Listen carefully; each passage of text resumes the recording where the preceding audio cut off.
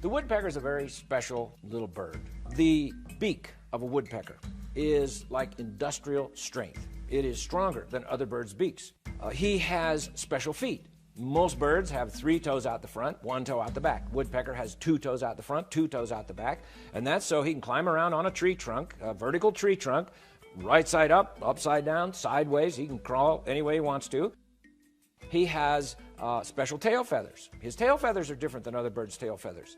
They're more resilient, they're spongy, and they're very strong and tough because he tripods himself with his 2 feet and his tail feathers so that he grabs a hold of that tree, fans out his tail feathers, and then bangs his head into the tree. Now, you would think that a woodpecker would go home every night and say to Mrs. Woodpecker, "Oh, I got this headache. I was banging my head on a tree all day." But he doesn't. Why? Well, because God made him with special equipment. For instance, between his beak and his skull, there's a piece of cartilage. It acts as a shock absorber.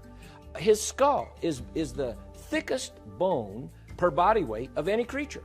As a matter of fact, brain surgeons study the brains of woodpeckers, how they're hooked in there and everything, to help them with like trauma people in accidents, that they need to put their brains back in there. And so they study woodpeckers. The woodpecker, with his strong skull and his shock absorber and his strong beak and his tail feathers and his feet, he's all ready to go except for one thing. Once he drills his hole, he's got to get that bug out of the tree because that's lunch. All right, well, how's he going to do that? Well, most birds, their tongue goes right to the tip of the beak. A woodpecker's tongue goes as much as 10 inches out of his beak. Now, why? Well, because he's going to drill the hole, find the bug tunnel down in the tree, stick his tongue down in the tunnel, and drag the bug out. Now, you would have to say, could I stick my tongue down a hole in a tree and drag a bug out? Of course not. Well, how does the woodpecker do that? Well, God made the woodpecker with little barbs on the tip of his tongue. And he will literally stab that bug larva down in there because it doesn't want to come out. But in case that's not enough, he has a little glue factory in his tongue that manufactures exactly, precisely the right glue to stick to the bug, but it doesn't stick to his beak. And so he pulls that bug into his mouth. Now we have a problem, if evolution is true. Let's say over hundreds of thousands of years, this woodpecker got all this equipment, and then he glues his tongue to a bug, and he swallows the bug. What just happened to his tongue? He just swallowed his tongue.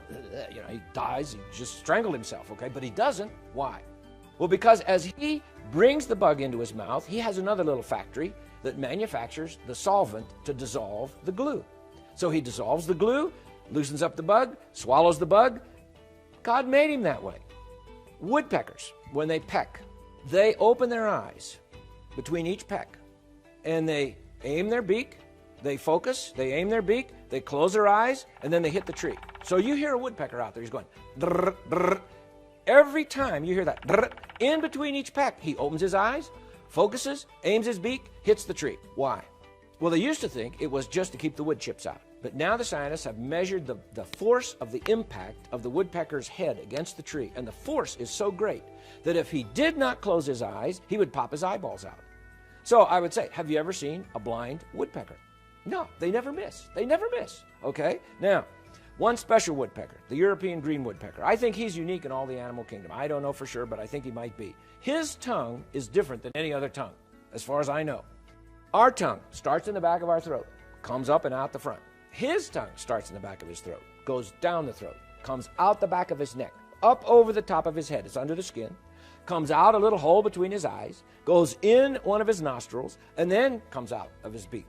And you would have to say, now how does that evolve? I've asked evolutionists that question. I've said, now you tell me, how and where did that tongue come from? They don't have a clue. They can't tell me. I'm saying, well, you're telling me that this bird evolved from some other creature, but there's no other creature that we know of with a tongue like that. How did that happen? They don't have any idea.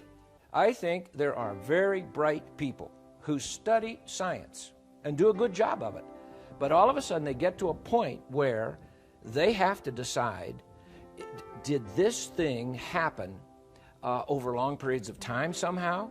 Or, boy, it sure looks like it could have happened just bang, just like it is. And then, if they discover, hey, I have no way of describing this thing in terms of evolutionary science, they're faced with the other option, which is maybe a designer and a creator, and they say, I don't want to go that way, okay? So they suppress that evidence. And so many of the things that I studied, we had to search just to find information on them because they are not in the textbooks. They just don't put them in because they have no way to explain it. And so they just ignore it.